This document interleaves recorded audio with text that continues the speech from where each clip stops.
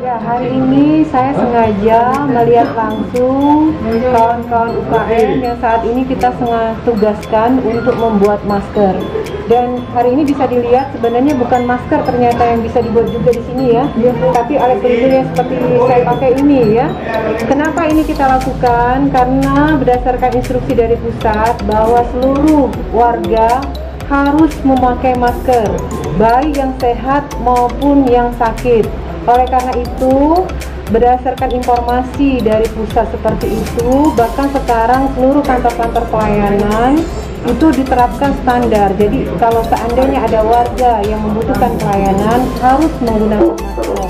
Tadi saya sudah telekonferensi bersama Pak Wali, Pak Sekda, dan seluruh jajaran pemerintah Kota Palembang dengan Mendagri, dengan BPK, dengan KPK ya, dan membicarakan banyak hal. Dari informasi-informasi banyak sekali arahan-arahan yang sampaikan bahwa kita harus segera membuat masker sebanyak-banyaknya yang nanti bisa diberikan kepada masyarakat secara gratis.